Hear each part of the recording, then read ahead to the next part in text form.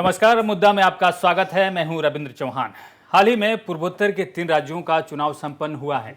आने वाले दिनों में कर्नाटक में चुनाव होना है, जबकि दिसंबर में मिजोरम विधानसभा का कार्यकाल समाप्त हो रहा है। 1 साल बाद आम चुनाव भी होने हैं, लेकिन एक के बाद एक हो रहे चुनाव में परंपरागत विपक्षी पार्टियों को हार मिल रही है। कई राज्यों से सत्ता गंवा चुकी कांग्रेस पार्टी को हिमाचल प्रदेश की सत्ता मिलने पर कार्यकर्ताओं में उत्साह देखा गया था, लेकिन ये उत्साह ज़्यादा दिन तक नहीं रहा। पार्टी मेघालय, त्रिपुरा और नागालैंड में वापसी नहीं कर पाई। केंद्र या राज्यों में एक मजबूत विपक्ष नहीं होने का क्या नुकसान है? क्या इसके लिए विपक्ष खुद जिम्मेदार है, या सत्ता पक्ष अपना प्रभाव का इस्तेमाल कर विपक्ष को खड़ा नहीं होने दे रहा है, जैसा कि विपक्ष आरोप लगाता है? आज मुद्दा में इसी पर करेंगे बात। हमारे साथ कार्यक्रम में जुड़ रहे हैं कांग्रेस पार्टी के प्रवक्ता Matthew Anthony, Bharatiya Janata party की प्रवक्ता रत्ना सिंह और राजनीतिक विश्लेषक विकास त्रिपाठी। आप सबका इस कार्यक्रम में स्वागत है। एक मजबूत विपक्ष न होने का क्या नुकसान है, आज हम इस पर चर्चा करेंगे, क्योंकि चुनाव तो आते हैं और चुनाव जाते हैं, लेकिन जब तक एक मजबूत विपक्ष न हो तो लोकतंत्र की शोभा ही नहीं होगी। सबसे पहले कांग्रेस पार्टी के प्रवक्ता मैथ्यू एंथनी के पास जाते हैं। मैथ्यू एंथनी, बहुत दिनों से हम देख रहे हैं कि एक मजबूत विपक्ष की ज़रूरत है, केंद्र में भी और राज्यों में भी, लेकिन हम इसे साकार होते हुए नहीं दिख रहे हैं। इसका मुख्य कारण क्या लगता है आपको? चौहान साहब, नमस्कार। आपके शो में हमारे पार्टी को लेने के लिए बहुत बहुत धन्यवाद। और विपक्ष के ऊपर आजकल बहुत बात हो रही है, लेकिन 2014 से पहले विपक्ष का मुद्दे को सब मीडिया वालों लेकर के ना सरकार को सवाल पूछता था। अभी सब सवाल विपक्ष के ऊपर ही आता है, सरकार को कुछ सवाल नहीं आता। और इसमें क्या है ना, मैं मेघालय से शुरू करता हूँ। मेघालय में अपना बीजेपी के प्रधानमंत्री, होम मिनिस्टर और बीजेपी पार्टी प्रेसिडेंट वहां पे आकर के बड़ा बड़ा प्रचारण किया था, और वो सरकार के खिलाफ किया था। जिस सरकार में वो पार्टनर था, जिस सरकार में वो अलायंस पार्टनर था, उस सरकार से बाहर आकर के उस सरकार के खिलाफ बहुत बहुत ज्यादा प्रचारण किया। और वहां पे इन्होंने एक पोस्टर भी लगाया था, अगर आप करप्शन के खिलाफ हो और आप करप्शन से बहुत टायर्ड हो तो हमारे लिए मतदान दे दीजिए। और अभी चुनाव के बाद क्या हो, ये तो बीजेपी के लिए ना, ये तो एक बिजनेस की तरह है। यहाँ पे कुछ राजनीति मूल्य का कुछ यही नहीं है, सब एक बिजनेस की तरह है। नॉर्थ ईस्ट में कुछ चलता है, नॉर्थ ईस्ट के अलावा मैं बीजेपी प्रवक्ता का ये सवाल पूछना चाहता हूँ जी। नॉर्थ ईस्ट इंडिया में ईसाई लोग को बहुत बहुमत देता है, और बीफ खाने में कुछ प्रॉब्लम नहीं है, क्योंकि वहां पे वो वोट मिलने के लिए वो बहुत चाहता है बीजेपी। और नॉर्थ ईस्ट के बाहर आने से ना, मध्य प्रदेश, छत्तीसगढ़, कर्नाटका, वहां पे परिवर्तन ईसाईवादियों को उसके खिलाफ कानून बनाता है। और आप चाहता है, मैं बीजेपी प्रवक्ता से पूछता हूं, आपको उतना गट्स है, करेज है बाहर आके, नॉर्थ ईस्ट के बाहर आके ये सब बात करने के? बीफ बोलना आपको कुछ प्रॉब्लम नहीं है, बताने के लिए कुछ प्रॉब्लम है नहीं। और विपक्ष के बारे में आपने पूछा, और मेघालय में ये बहुत बड़ा जीत सेलिब्रेट कर रहा है। मेरे को मालूम नहीं कौन सा जीत है। वहां पे 2 सीट था, एल हैक और एक अदर एमएलए, और दोनों पहले से ही बहुत सालों से, बीजेपी आने से पहले भी वो लोग एमएलए थे, अभी भी एमएलए है, और ये बहुत सेलिब्रेट कर रहे हैं, हमको बहुत बड़ा जीत हुआ है। कौन सा जीत हुआ है मेघालय में? कुछ जीत नहीं हुआ है। इतना इतना इतना बड़े बड़े लोग आने के बाद भी वहां पे कुछ जीत नहीं हुआ है, वहां पे हारे हुआ है जी। और उसके बाद अभी देख लो बाकी विपक्ष के बारे में आपने बात किया, सवाल पूछा। विपक्ष के बारे में मैं आपको बताता हूं, नॉर्थ ईस्ट में टीएमसी था, हमारे खिलाफ वहां पे लड़ा था मेघालय। ये बहुत दुख की बात है, लेकिन टीएमसी भी बहुत कॉम्प्रोमाइज किया हुआ है बीजेपी के साथ, क्योंकि ममता दीदी के खिलाफ बहुत ज्यादा केसेस है, और ईडी, सीबीआई सब बीजेपी के अलायंस पार्टनर्स है। इसलिए तो वो क्या करो, वो भी मुसीबत में है। इसलिए तो वो भी हमारे साथ कोऑपरेट कर नहीं पाए। जो भी हमारे साथ कोऑपरेट करने के लिए आता है, उसका रीजनल पॉलिटिक्स का इंटरेस्ट है, उसके ऊपर ईडी, सीबीआई का भी प्रयोग होता है।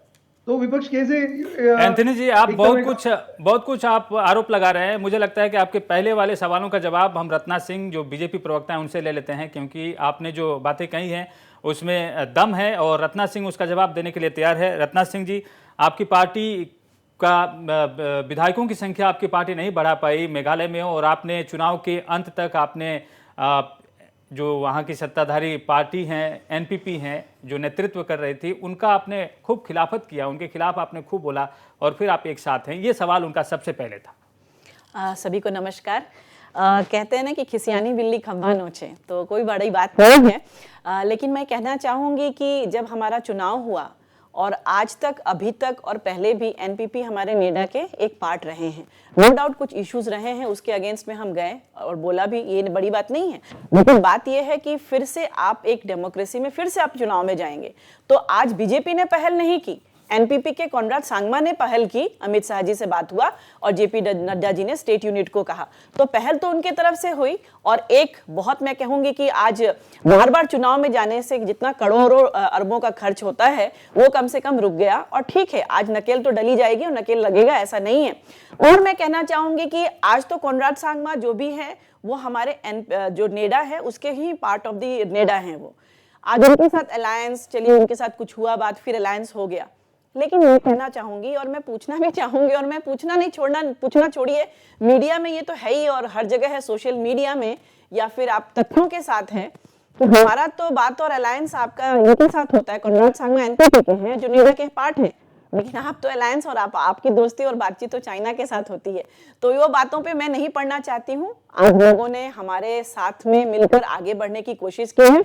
नॉर्थ ईस्ट के लिए जितना प्राइम मिनिस्टर मोदी जी ने किया हुआ है, और गत आपके जो 8-9 वर्षों में कम से कम 50 बार मोदी जी खुद आ रहे हैं, और हर 15 दिन पे हमारा एक नेता, मोदी जी ने कह रखा हर मिनिस्टर को कि हर 15 दिन पे कोई ना कोई मंत्री नॉर्थ ईस्ट में रहते हैं। आज नरेंद्र मोदी जी ने इसको हीरा बना के रखा है।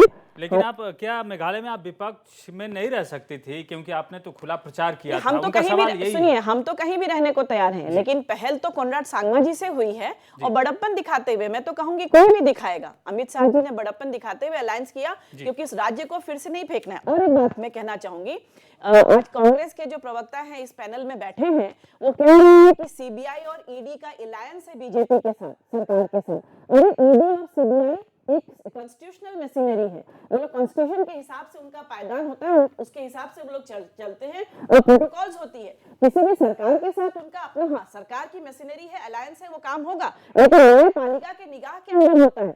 आप लोगों ने शायद उसको अपने डायरी में एक यूनिट बना रखा होगा, शायद इसलिए आप लोगों को तकलीफ हो रही है, लेकिन मैं कहना चाहूंगी कि सुप्रीम कोर्ट की निगाहों के आगे होता है। और यदि आप लोगों को लगता है कि ईडी और सीबीआई गलत काम कर रही है, तो आप सुप्रीम कोर्ट क्यों नहीं जाते हैं? आप सोशल मीडिया में, आप मीडिया में बैठकर ये सब फेक नैरेटिव बनाने से आप ही को बुमरैंग होता है।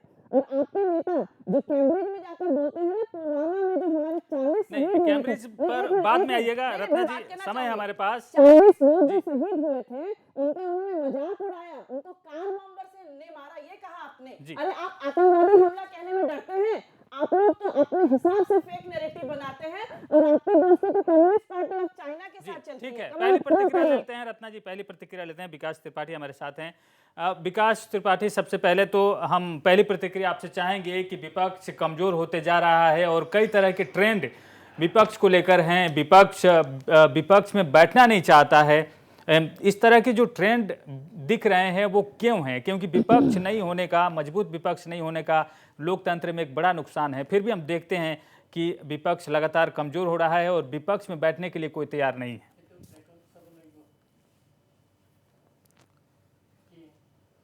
उदाहरण के तौर पर मैं आपको समझाने की कोशिश करूंगा कि देखिए, विपक्ष, अगर आप पूर्वोत्तर का ही उदाहरण लें, तो जैसे कि मेघालय में आप देख लीजिए, जो भाजपा की सबसे बड़ी जीत है वो ये नहीं है कि उसने 2 या 3 विधायक वहां से जीते, लेकिन उसका जो एक वैचारिकी जो थी, उसके आधार पर उसने कांग्रेस मुक्त भारत की जो उसकी एक विचारधारा, खासतौर से 2014 के बाद जो उसने प्रोपोगेट किया, और उसमें कहीं न कहीं भाजपा अभी खासतौर से पूर्वोत्तर के राज्यों में सफल होते नजर आ रही है। इस चुनाव में अगर आप देखें तो त्रिपुरा में भाजपा को स्पष्ट बहुमत मिला, नागालैंड में भाजपा और जो अन्य दल हैं उनके साथ गठबंधन बना, और मेघालय में भाजपा और एनपीपी का अलायंस होता है। जो गौर करने वाली बात ये है कि कम सीट होते हुए भी भाजपा गठबंधन कर रही है, वो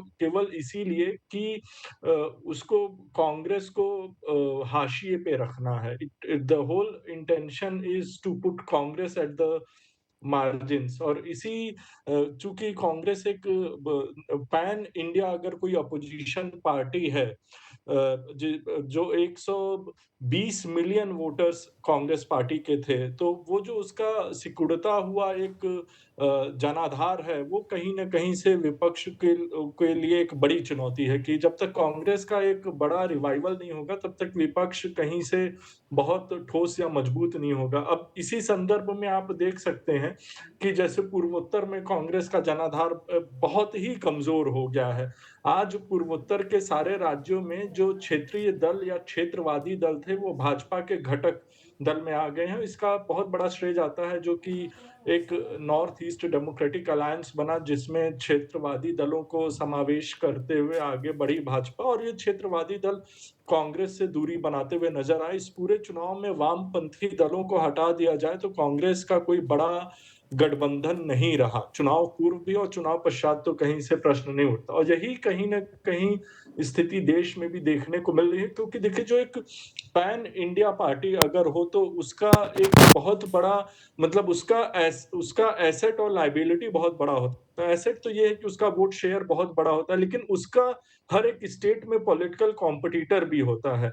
तो अगर आज विपक्ष देखा जाए तो 3 तरह का विपक्ष है। एक विपक्ष कांग्रेस प्लस का विपक्ष मान सकते हैं, जो कि कांग्रेस के साथ है चुनाव में, जैसे तमिलनाडु में, बिहार में, अन्य कई ऐसे राज्य हैं जहां पर कांग्रेस के अपना यूपीए के अम्ब्रेला के अंतर्गत विपक्ष है। इन राज्यों में जो क्षेत्रवादी दल या क्षेत्रीय दल हैं, इनका कांग्रेस को फायदा हो सकता है, ये कांग्रेस के साथ रहेंगे।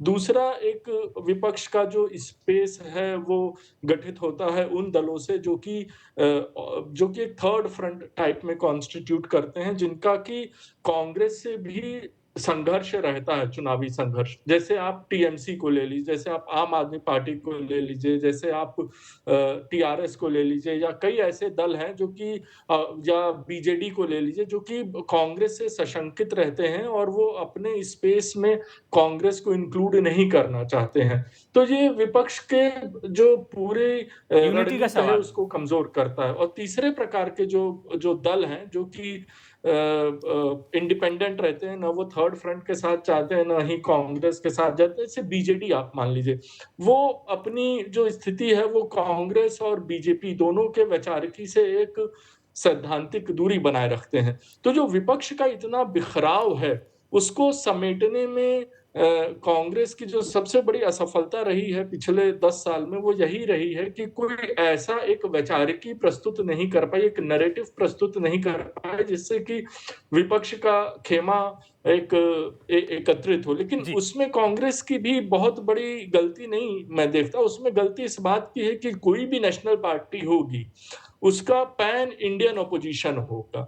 तो कहीं न कहीं ये जो कांग्रेस के समक्ष सबसे बड़ी लायबिलिटी है, वो कहीं न कहीं उसका पैन इंडियन स्प्रेड भी है। क्योंकि और अगर आप देखें बाकी जो प्रमुख विपक्षी दल हो, चाहे वो डीएमके हो या कोई भी हो, उनका जो कंसंट्रेशन है वो एक राज्य में है, या अधिक से अधिक 2 राज्य में है। पंजाब में है, दिल्ली में है आम आदमी पार्टी का।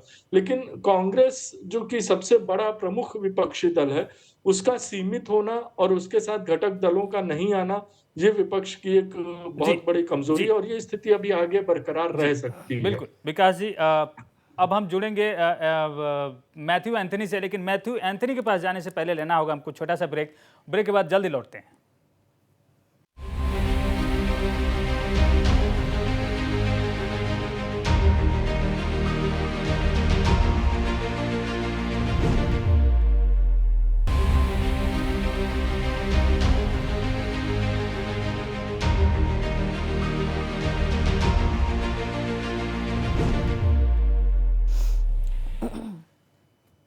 एक मजबूत विपक्ष कैसे हो और विपक्ष में बिखराव पर बात कर रहे थे विकास त्रिपाठी, और हमारे साथ बीजेपी के प्रवक्ता रत्ना सिंह ने जो सवाल किए उन जो विचार प्रकट किए उन पर सवाल खड़े कर रहे थे मैथ्यू एंथनी। अब मैथ्यू एंथनी के पास जाते हैं। मैथ्यू एंथनी, आपके पास जो सवाल था आप उसे कर सकते हैं। साथ ही अब विकास त्रिपाठी को आपने सुना कि विपक्ष में एक तरह से बिखराव नजर आता है, आपस में तालमेल नहीं है, इसीलिए विपक्ष भी कमजोर होता है। चौहान साहब, पहले मैं रत्ना जी को थोड़ा जवाब देना चाहता हूँ। जी। मेरा सवाल रत्ना जी से था कि कांग्रेस को केरल से या कन्याकुमारी से कश्मीर तक एक ही सैद्धांतिक विचारधारा है, और वो है सेक्युलर सोशलिस्ट डेमोक्रेटिक रिपब्लिक। और यहाँ पे बीजेपी के पूर्व उत्तर प्रदेश में मैं जानना चाहता हूँ कि ये हिंदुत्व क्यों नहीं बोल रहा है, बाकी सब प्रदेशों में बोल रहा है, और पूर्व उत्तर प्रदेश में आने के टाइम पे आने जी के आप वक्त बोलिएगा पर रत्ना जी, आप जवाब दीजिएगा उनका। हिंदुत्व के बारे में कुछ बोलता ही नहीं। तो एक अगर नेशनल पार्टी है तो उनको कन्याकुमारी से कश्मीर तक एक ही सैद्धांतिक विचारधारा होना बहुत जरूरी है, वरना तो वो राजनीति नहीं है, वो बिजनेस है। और दूसरा सवाल, कॉनराड संगमा को या एनपीपी को चोर बुलाया गया था चुनाव के पहले, और चोर को सरकार रूपीकरण में ना उतना नंबर्स नहीं था, और चोर बुला रहे किसी और को और हाथ दे रहे वो चोर को। तो चोर को हाथ देने वाला कौन है, उसको क्या बोलेंगे हम? और लेकिन विकास त्रिपाठी जी ने बोला, सही बोला मैथ्यू एंथनी, क्योंकि सैद्धांत अपना विपक्ष के ऊपर, विपक्ष में हर एक प्रदेश में, अगर वेस्ट बंगाल देखेगा तो, या तेलंगाना देखेगा या आंध्रा देखेंगे तो हर एक प्रदेश में रीजनल पार्टीज फॉर्म किया है, और उसको वो प्रदेश का इंटरेस्ट के ऊपर, कुछ नेशनल इंटरेस्ट के ऊपर कुछ ज्यादा राजनीतिक सोच नहीं है। उनको वहां का सत्ता में रहना बहुत जरूरी है। तो कांग्रेस के साथ ना हाथ देने से ना उसको ही नुकसान होता है।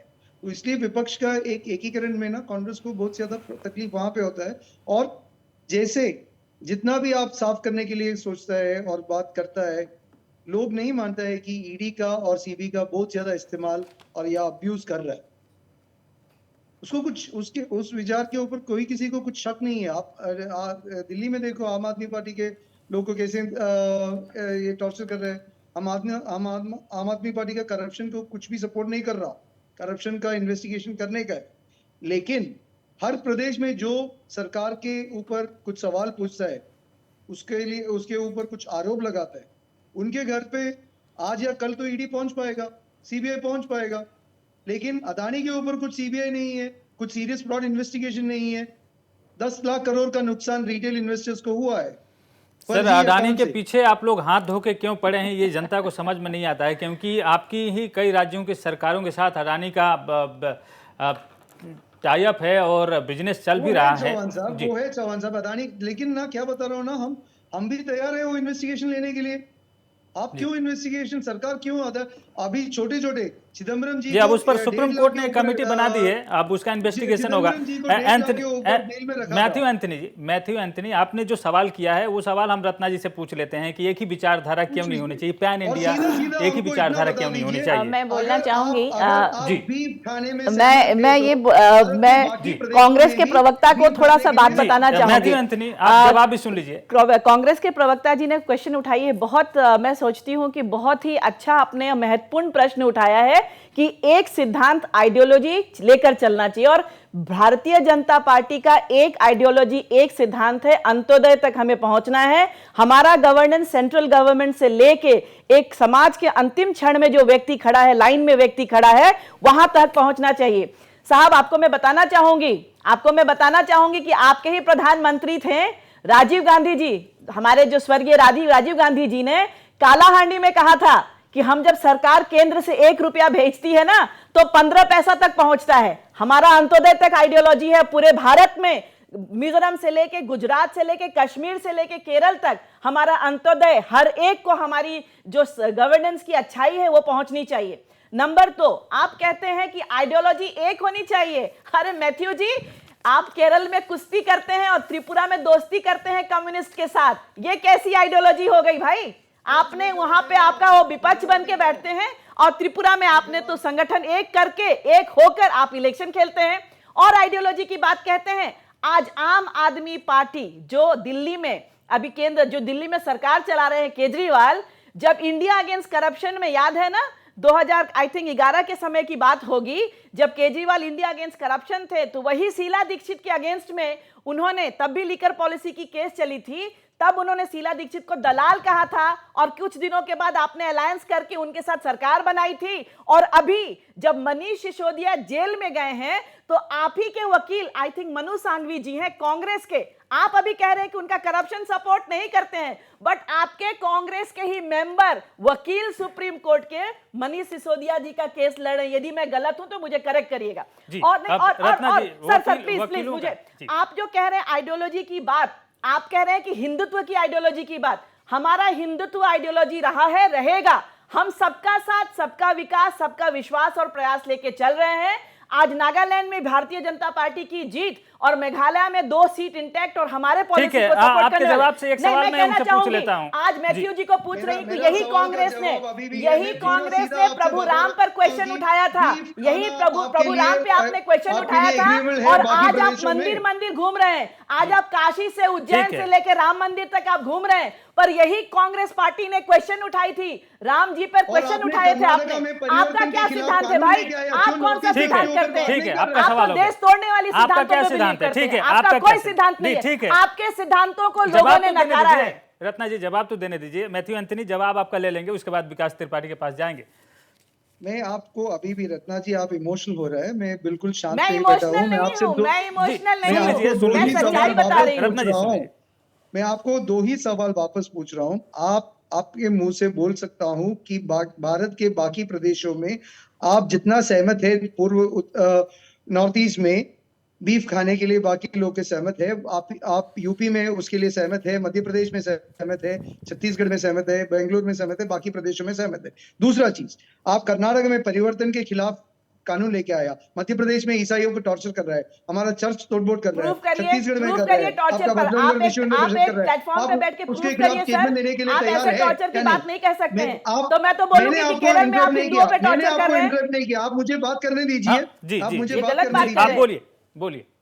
नहीं, मैं कुछ गलत बात कर रहा हूँ, मैं आपसे सवाल ही पूछ रहा हूँ। आप वो सवालों को जवाब नहीं दे रहा हूँ, आप दूसरे बात में चल रहा हूँ। राजीव गांधी ने बोला 15 पैसा तो पहुंच रहा है, ये 15 पैसा भी नहीं पहुंच रहा है, सबको अदानी के अकाउंट में जा रहा है, सबको अदानी के अकाउंट में जा रहा है। डायरेक्ट बैंक ट्रांसफर आप जानते हैं, शायद पढ़ लीजिएगा।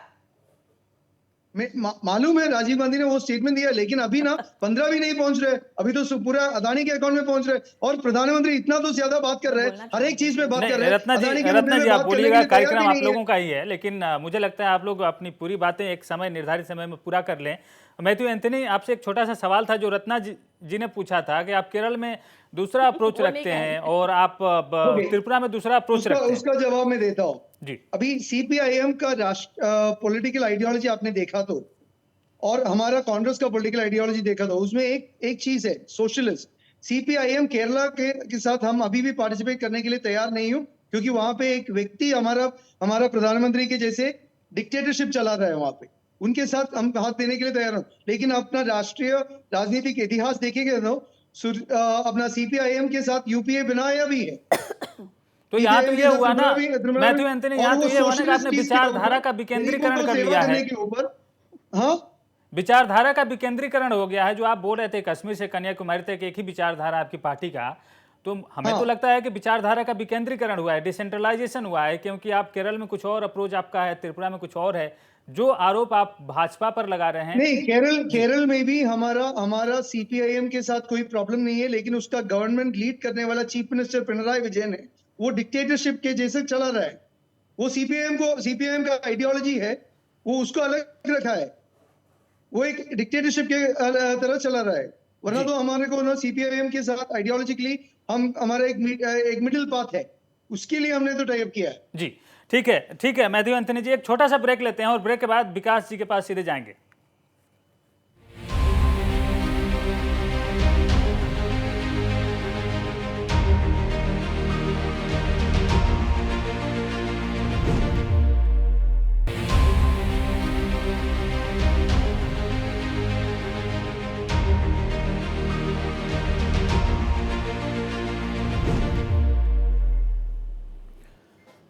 ब्रेक के बाद मुद्दा में आपका स्वागत है। हम चर्चा कर रहे हैं कि इस तरह से भारतीय राजनीति में विपक्ष की भूमिका क्या होनी चाहिए और क्या होती जा रही है। लोगों की अपेक्षाएं विपक्ष से बहुत है, लेकिन विपक्ष कहीं खड़ा होता हुआ नजर नहीं आ रहा है।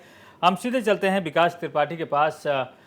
विकास त्रिपाठी जी, विपक्ष लामबंद हो इसके लिए कई बार थर्ड फ्रंट की कल्पना की जाती है और राह चलते चलते फ्रंट टूट भी जाता है चुनाव से पहले ही।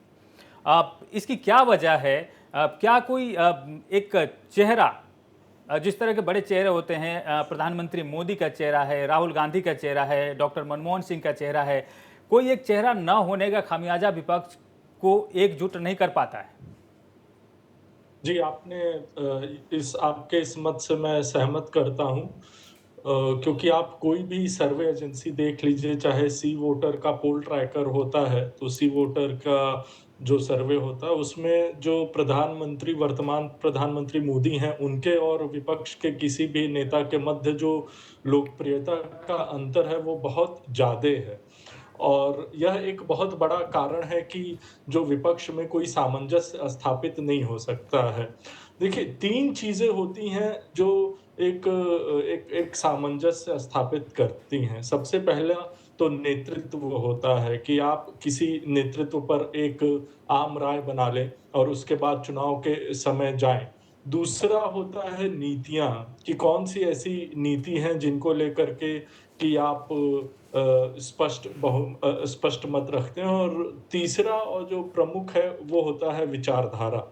तो नीतियों पर तो एक कॉमन मिनिमम प्रोग्राम में कंसेंसस एस्टेब्लिश करना ज़्यादा मुश्किल बात नहीं है। न्यूनतम साझा कार्यक्रम बनाया, इसका इतिहास भी रहा है भारत में, 90 के दशक से न्यूनतम साझा कार्यक्रम होते हैं।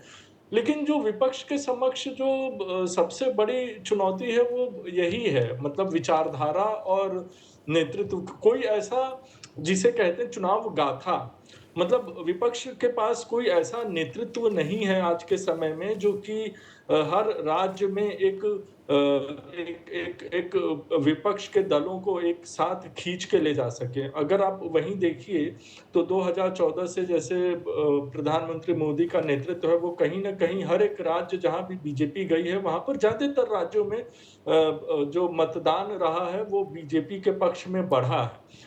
तो अब जो कांग्रेस के साथ ये जो बहुत बड़ा जो एक पोस्ट पोल अलायंस, तो उसकी तो कोई मतलब वो उसकी स्थिति कभी भी कोई नकार नहीं सकता है, और पोस्ट पोल अलायंस न्यूनतम साझा कार्यक्रम पर हो सकते हैं।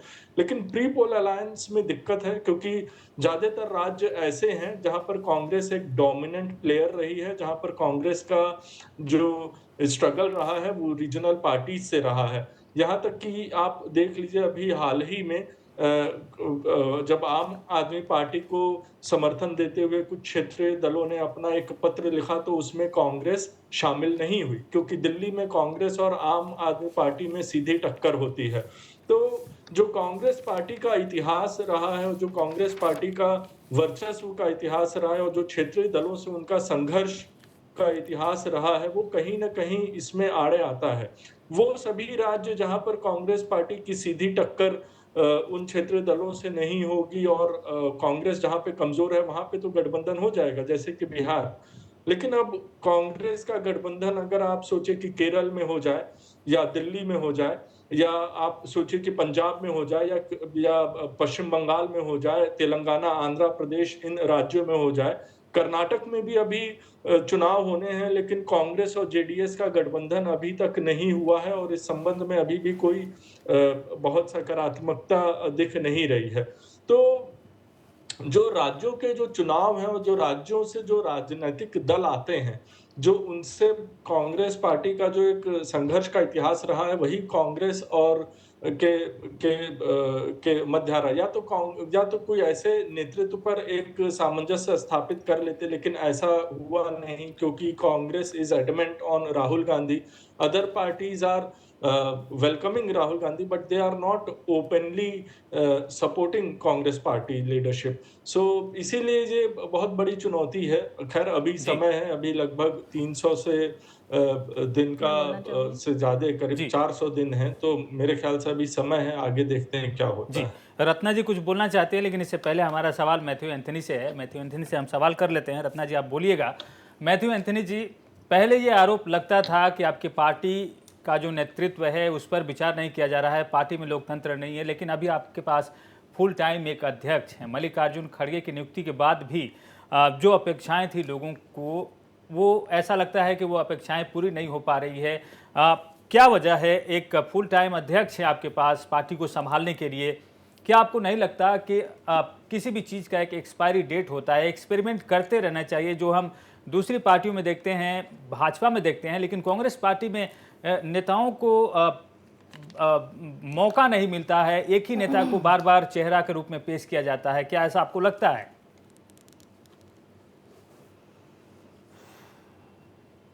हमारा रायपुर का प्लीनरी सेशन हुआ है, उसमें हमने बहुत गहरा राजनीतिक निर्णय भी लिया है और हमने बताया भी है कि हम तो एक अलायंस का फॉर्मेशन बहुत करेंगे और जारी करेंगे अपना 2024 के इलेक्शन के लिए, और जो भी उसमें आने के लिए सहमत है और उनके साथ बातचीत करने के लिए और जो भी राजनीतिक एग्रीमेंट्स करने का है हम तो उसमें करने के लिए तैयार है। कोई प्रदेशों में ना अपना वहाँ का रीजनल प्रदेश का पार्टी को उनका खुद का इंटरेस्ट है वहाँ का, तो वो कॉम्प्रोमाइज करके हमारे साथ हाथ देने के लिए उनके लिए भी डिफिकल्टीज है। तो इसलिए तो उनको संपर्क में रहना चाहिए, संवाद में रहना चाहिए। और जैसे विकास जी ने बोला अभी 400 दिन भी बाकी है, तो थोड़ा आगे 1-2-3 महीने के अंदर अंदर और भी अलायंस पार्टनर्स का न्यूज़ आपके पास आएगी। लेकिन कई बार हम देखते हैं कि भारत के कई राज्यों से अच्छे अच्छे खिलाड़ी बाहर निकलते हैं, देश का नाम रोशन करते हैं, लेकिन अच्छा लीडर बाहर क्यों नहीं निकलता है? क्या कांग्रेस पार्टी कोशिश नहीं कर रही है इस क्षेत्र में? अरे देखिए, अभी कांग्रेस पार्टी से जो लोग बाहर जा रहे हैं वो खुद का पार्टी बना रहा है या बीजेपी में ज्वाइन कर रहा है, वो अपने अपने पोजीशंस के लिए जा रहे हैं। तो आप बीजेपी से अपना रत्ना जी से भी पूछ लीजिए, 40 साल पहले उनका बहुत ज्यादा लोग उनके लिए बहुत त्याग सहन किया है वो पार्टी को अभी तक आने के लिए, और हमारा पार्टी के लिए अभी हम सट्टे से बाहर है और हमको भी बहुत ज्यादा प्रयत्न करना पड़ता है। और जो कैरियर पॉलिटिशियंस है उनके पास जो पावर नहीं है वो लोग छोड़ के जाता है। जी, हमको हमारा रत्ना जी आप कुछ कह रहे थे, अब आप अपनी बातें पूरी कीजिए। कुछ एक मुद्दों पे मैं कहना चाहूंगी जो कि इन्होंने प्रश्न उठाए थे, जैसे कि आइडियोलॉजी वाली बात ना जी। मैं एक छोटा सा एक आइडियोलॉजी का मैं देख रही थी कि जब यूपी की इलेक्शंस हुए थे, फिलहाल जो इलेक्शंस बीत गए, यूपी विधानसभा की जब चुनाव हुई थी तो इनकी प्रियंका गांधी ने पूरे यूपी में घूमकर उन्होंने चुनाव प्रचार में कहा था कि लड़की हूं, लड़ सकती हूं। बहुत याद बड़ी बात है। 50% नहीं, मेरी बात कंप्लीट करने दें कि लड़की हूं, लड़ सकती हूं। उन्होंने लड़कियों के एम्पावरमेंट की बात की थी, गर्ल्स एम्पावरमेंट की बात की थी, और ये आइडियोलॉजी है। आई थिंक ये पूरे कांग्रेस का आइडियोलॉजी चरितार्थ करता है जब प्रियंका गांधी कहती हैं तो। आज वही प्रियंका गांधी, नहीं मेरे को कहने दीजिए, रिलेट करने दीजिए, वही प्रियंका गांधी मौन थी जब राजस्थान में उनके कैबिनेट मिनिस्टर शांति धारीवाल जब विधानसभा के मंच पर वो कहते हैं, भाई उनको किसी ने पूछा कि रेप के इंसिडेंट्स बढ़ते जा रहे हैं राजस्थान में, तो वो कांग्रेस की सरकार है, तो शांति धारीवाल कहते हैं, ये कांग्रेस के मंत्री का एक वक्तव्य है, और प्रियंका गांधी कहती हैं कि लड़की हूं, लड़ सकती हूं। मंत्री ने क्या कहा था कि राजस्थान में भाई ये तो मर्दों का स्टेट है, राज्य है, यहां तो रेप होते रहेंगे। प्रियंका गांधी ने एक शब्द नहीं कहा, वो अपने भाई के साथ कहीं बैठ के घूम रही थी, लेकिन ये आइडियोलॉजी वाली बात कहने वाले कांग्रेस के लोग, लड़की हूं, लड़ सकती हूं, लेकिन उस मंत्री के अगेंस्ट में कोई बात नहीं कही गई, प्रियंका गांधी से मुंह से बात नहीं निकली। सेकेंडली, और मैं कहना चाहती हूं कि आप जो कह रहे थे ना कि 1 रुपया और 15 पैसा पहुंचता है, राजीव गांधी ने कहा था, वो करप्शन के ऊपर उंगली उठाए थे कि उन्होंने दिखाया था अपनी हताशा कि मैं कुछ नहीं कर पा रहा हूं। लेकिन आज आपको शायद पता होगा, direct bank transfer Narendra Modi का बहुत बड़ा एक अचीवमेंट है, जिसमें प्रधानमंत्री किसान आपका सम्मान, जो निधि सम्मान जो है पैसा है, वो डायरेक्ट आज 2019 में स्टार्ट हुआ है, और 2023 में 27 फरवरी को 11वां इंस्टॉलमेंट मोदी ने दिया है, और हर किसान के बैंक में वो ट्रांसफर होता है। ये सम्मान है किसान का, जो कांग्रेस ने कभी नहीं कहा। कांग्रेस ने गरीबों के ऊपर में वोट बैंक की राजनीति करके उन्होंने शासन किया, लेकिन ये मोदी थे, नरेंद्र मोदी जी हैं, जो अंत्योदय तक हमारा जाना पड़ेगा, ये सिद्धांत आज डायरेक्ट बैंक ट्रांसफर के थ्रू आज 11वां इंस्टॉलमेंट करीब मैं कह सकती हूं 11 करोड़ 27,72,489 रुपए आज किसान के अकाउंट में पहुंचा है डायरेक्ट बैंक ट्रांसफर से। आप कह रहे हैं अदानी के यहां, अदानी की बात मैं कहताती हूं आपको, बहुत अदानी आपको याद आते हैं। मैं चाहूंगी एक चीज जूम करें और मेरे भाई को दिखाएं। अदानी की बात कह रहे हैं ना, अदानी को दिखाइए, ये दिखाइए, ये है अदानी, ये है अडानी। राजस्थान में 65,000 करोड़ का इन्वेस्टमेंट करते हैं। कांग्रेस सरकार के 60 गांठ कर कर राजस्थान में गहलोत जी के साथ मिलकर वो अपना काम करेंगे तो ठीक है भाई, लेकिन पूरे नेशनल में उनको दिखाना है कि भाई अडानी के साथ कुछ नेक्सस है। अडानी अपने देश का आदमी है, काम कर रहा है। आप यदि गलत है तो राजस्थान में भी गलत है, वेस्ट बंगाल में भी वो गलत है, लेकिन वहां उनके साथ अलायंस करके 65,000 करोड़ का इन्वेस्टमेंट कराते हैं आप लोग और उनके अगेंस्ट खड़े हैं। आप लोगों ने तो बोफोर्स स्कैम बहुत कुछ याद है आप लोगों को ना, आप लोगों की लेगेसी है, आप लोगों की आइडियोलॉजी की बात कहते हैं। मैं अभी आइडियोलॉजी कराऊंगी। नॉर्थ ईस्ट में आज भारतीय जनता पार्टी ने अच्छा परफॉर्म किया है। यही नॉर्थ ईस्ट है, यही नॉर्थ ईस्ट है जिसमें इंदिरा गांधी ने आज 50 साल होगा 5 तारीख को कल पूरे देश का एक ब्यौरा दे दिया है रत्ना जी, लेकिन जवाब इंदिरा गांधी आज 50 साल हो गया। यही इंदिरा गांधी एयरफोर्स को यूज करके मिजोरम में उन्होंने बम फेंकवाया था और नेहरू जी ने 1962 में असम के लोगों के लिए कहा था कि my heart goes for the people of Assam, जब तेजपुर तक चाइना पहुंच गई थी, सेला और बोमडिला हमारे हाथ से गया था। तो ये तो आप लोगों के प्रधानमंत्रियों की, आप लोगों की लेगेसी है, ये तो आप लोगों की आइडियोलॉजी है कि नॉर्थ ईस्ट को आप लोगों ने इग्नोर करके एटीएम की तरह यूज किया। आज जो भी आइडियोलॉजी है रत्ना जी, जो भी आइडियोलॉजी है उनका खामियाजा उनको मिल रहा है। आप अपना सफाई दे सकते हैं मैथ्यू एंथनी साहब। देखिए रत्ना जी, आप बता रहे थे कि 15 पैसा तो है और डायरेक्ट बेनिफिट ट्रांसफर हो रहा है, और आप बता रहे हैं कि अदानी के सरकार के साथ राजस्थान पे काम हो रहा है, वेस्ट बंगाल पे काम हो रहा है। हम अदानी को कहीं पे भी क्लीन चिट नहीं दिया है। हमारा एक ही मुद्दा है, प्रधानमंत्री जी सब चीजों के ऊपर बात कर रहा है और अदानी के ऊपर इतना मौन क्यों है। आपने हमारा मनमोहन सिंह जी को मौन मंत्री सब बोल करके बहुत ह्यूमिलिएट किया। अभी हम पूछ रहे हैं आपसे, अगर इतना हिम्मत है आपके अंदर, तो इतना क्लैरिटी है आपके अंदर, तो रुकिए, क्यों प्रधानमंत्री जी ने अदानी के ऊपर कुछ बात ही नहीं कर रहे हैं? क्यों? इतना तो आपको विश्वास है कि अदानी के ऊपर इतना क्लीन है, तो क्यों बात नहीं कर रहे हैं? इतना मौन क्यों जी? और नॉर्थ ईस्ट को रिकग्निशन किसने दिया? 6 शेड्यूल किसने लेके आया?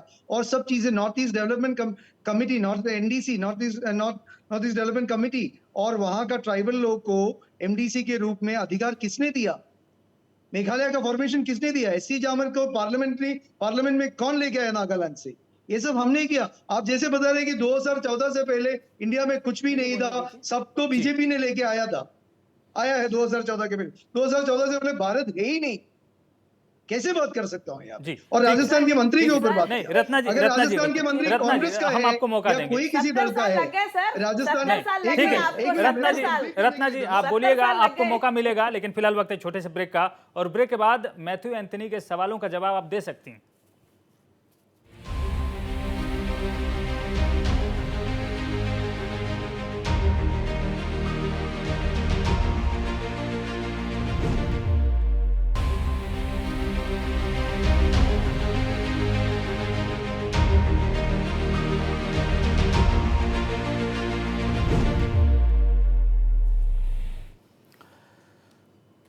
ब्रेक के बाद मुद्दा में आपका स्वागत है। ब्रेक में जाने से पहले मैथ्यू एंथनी ने जो सवाल उठाया था उसका जवाब हम रत्ना जी से चाहते हैं। रत्ना जी, अब आप जवाब दे सकती हैं। इन्होंने कहा कि नॉर्थ ईस्ट का डेवलपमेंट किया, आज 70 साल लग गए। आज सबसे आपको मैं बताऊंगी कि पहली बार त्रिपुरा में आपके रेलवे लाइंस पहुंचे, मणिपुर में, और उस दिन में आई थिंक भैरवी, मिजोरम में भैरवी पहली बार आपका रेलवे वैगन पहुंचा है। और आप कह रहे हैं कि आपने नॉर्थ ईस्ट का डेवलपमेंट किया, नॉर्थ ईस्ट को आपने स्टेप बदली बिहेवियर करके रखा। आप एससी जमीर जी की बात कर रहे हैं, दुहाई देती हूं कि आज माहौल मोदी जी ने बनाया, बेटी बचाओ बेटी बढ़ाओ, कि नागालैंड को पहली महिला विधायक मिलती है, वो भी 70 सालों में। ये तो आप लोगों का डेवलपमेंट और आइडियोलॉजी है, सिद्धांत है सर। आप लोग तो कहते हैं कि बेटियों को आपने आगे बढ़ाया, आपकी तो प्रेसिडेंट भी औरत रह चुकी हैं, लेडी रह चुकी हैं, और उसके बाद नागालैंड में पहली बार 70 सालों में, 75 सालों में एक महिला को विधायक बनना पड़ा। साथ में मैं कहना चाहूंगी कि डेवलपमेंट की बातें कहते हैं तो ना तो रोड थी, ना सड़कें थी, कुछ नहीं थी। 2014 से पहले यहाँ 6 या 7 फ्लाइटें की एयरपोर्ट्स थी, और आज 19 एयरपोर्ट्स हैं। 2014 से पहले आप लोगों की शायद जी। 600 या 500 की फ्लाइटें चलती थी, उड़ती थी, आज 1900 उड़ाने हैं। कनेक्टिविटी बढ़ गई है। आज कनेक्टिविटी ऐसी है कि हम लोग नॉर्थ ईस्ट को गेटवे ऑफ नॉर्थ ईस्ट बनाने के लिए सोच रहे हैं और काम चल रहा है कि आप दिल्ली से चलेंगे तो आप पूरे साउथ ईस्ट पहुंच सकते हैं। मैथ्यू ये एंथनी, तो क्या आप कुछ बोल रहे हैं? नहीं, ये तो आप लोग मुझे रत्ना जी, खत्म करने दीजिए। आप कभी ये तो मेघालय आपकी गया सिद्धांत है? रही है। मैं तो आप लोग मेघालय की में सिद्धांत 7 कुछ दिन और ही रहती है। आप लोग दिखाने के लिए कुछ है और नहीं, खाने के लिए कुछ रत्ना है। जी, जहां आपकी आइडियोलॉजी ठीक है, मिल जाती ठीक है है। रत्ना दीदी, वहां आप रत्ना जी, सपोर्ट रत्ना कर जी, देंगे। आप जहां ठीक है, अरे रत्ना जी, सोशलिज्म, रत्ना तब जी। मुझे बोलने दीजिए। कम्युनिस्ट पार्टी की सोशलिज्म आपकी उनकी मैनिफेस्टो में अच्छी लग गई तो आप उनके साथ चिपक गए। केरला विकास में जी आपने भी हैं, दुश्मनी विकास कर जी भी लिया। हैं, ये उनसे तो बात गलत बात करेंगे। है। जी रत्ना जी, अब मैथ्यू एंथनी आप रत्ना जी, आपने कभी मेघालय गया है? मेघालय बहुत गई हूँ। आपका ही आप गए हैं? मैं तो आपका ही गई हूँ, राजधान मैं गई हूँ 9 सर, साल के लिए। मैं गई हूँ और सर, शिलोंग के लिए कैसे मैं पहुंचते? गई हूँ शिलोंग सर। एयरपोर्ट अब में कितना डेवलपमेंट एयरपोर्ट, लेकिन नरेंद्र कितना मोदी एयरलाइंस कर रहे पहुंचते हैं। वो मेघालय नहीं, भी एक जो मिनट। देखा मैंने, वो मेघालय भी देखा है सर, जो आपने बनाकर छोड़ दिया था। ठीक है। उसका डेवलपमेंट एक बच्चा 9 को साल पैदा से- करने, 9 सुनिए साल सर, से आपका एक ही लोग बच्चा हैं, को क्या पैदा डेवलपमेंट करके किया है उसको आपने? छोड़ वहाँ देना, रोड ये ही नहीं कांग्रेस है। ने किया आपका है। और मुख्यमंत्री उस वहाँ बच्चे का को बड़ा कुछ करना रोड ही मोदी नहीं है जी ने वहाँ पे। किया है और भारतीय जनता कनेक्टिविटी पार्टी की नहीं है। सरकार ने आप किया जी, है। रत्ना जी, आप रत्ना लोगों ने जी, बच्चों रत्ना को जी, बनाया। आप एक सेकंड रुक जाइए। झूठ बोल रहे हैं, कुछ भी कनेक्टिविटी नहीं हाँ, है आप मेघालय में। रत्ना जी, रोड भी नहीं है। आप रुकिए तो पहली- सही। पहली रत्ना विधायक जी, कैसे नहीं बनी? है। रत्ना और आप जी, झूठ पहली बोल रहे रत्ना महिला जी, वो विधायक क्या सवाल नहीं कर रहे हैं, आप बनाया सुन तो आपने। लीजिए। 9 साल से आप राज कर रहे हो वहाँ पे। आप 9 बताइए, साल से आप आप राज कर रहे हो बताइए वहाँ पे। कि वहाँ आप पे लोगों अभी ने भी आज बिजली तक नहीं नहीं, है। हमें लगता है कि अभी भी पानी इस पर नहीं है। थोड़ा सा रुकना होगा। विकास जी आपके पास आते हैं। विकास त्रिपाठी, हर बार हम ये देखते हैं कमजोर विपक्ष और इसमें हम उलझे रहते हैं। अगर जनता के हित में अगर सही मुद्दे उठाए जाएं तो लोगों को लगता है कि ये पार्टी कुछ अच्छा करेगी, तो लोगों का समर्थन भी पार्टी को मिलता है। क्या आपको लगता है कि ये कमजोर और मजबूत विपक्ष, ये जो बातें हैं, ये इस पर हम ज़्यादा बात करते हैं लेकिन मुद्दों पर कम आते हैं? अगर हम देखें पिछले कुछ सालों में जो मुद्दे, जनता के मुद्दे हैं, उसको संसद में, विधानसभा में जिस तरह से उठाने चाहिए थे, विपक्षी पार्टियों ने नहीं उठाई, कुछ और मुद्दों में भटक गए। क्या आपको लगता है कि मुद्दों को लेकर भी एक बहुत बड़ा ये सवाल है कि अगर मुद्दे सही से उठाए जाएं तो लोगों का ध्यान भी दूसरी पार्टियों की तरफ जाता है? देखिए, मुद्दे तो पार्टियां उठाती हैं, चाहे सत्तारूढ़ दल हो चाहे विपक्ष के दल हो। आज इतना सोशल मीडिया का पेनिट्रेशन है, सोशल मीडिया की व्यापकता इतनी अधिक है कि सेकंड में व्हाट्सएप ग्रुप बन जाते हैं, ट्विटर प्रोफाइल बन जाती है और मुद्दा लेकिन उस उठाना मुद्दे को कोई किस प्लेटफॉर्म बड़ी पर उठाया जाता है? विकास जी, हमने देखा राहुल गांधी जब भारत जोड़ो यात्रा पर निकले थे, उस समय तमाम मुद्दे थे विपक्ष के लिए, लेकिन वो भारत जोड़ो यात्रा पर उनका ध्यान ज्यादा था। वो बड़े नेता हैं, कद्दावर नेता हैं, अगर वो उन मुद्दों को उठाते तो शायद फर्क पड़ता। क्या आपको नहीं लगता है ऐसा? देखिए, मैं आपसे फिर कहूंगा कि ऐसा नहीं है कि देश में मुद्दों की राजनीति नहीं हो रही है। आखिर ये जो भी मुख्यमंत्री चुन के अभी 3 राज्यों में आए हैं, चाहे नागालैंड हो, चाहे मेघालय हो, चाहे त्रिपुरा, उदाहरण के तौर पर, वो कहीं न कहीं क्षेत्रीय आकांक्षाओं, क्षेत्रीय मुद्दों पे ही तो चुनाव लड़े गए हैं। ये बात अलग है कि आज जो पूर्वोत्तर के राज्य हैं, वहाँ पर जो विकास है, इसमें दो राय नहीं है कि अभूतपूर्व विकास हुआ है मूलभूत संरचना में।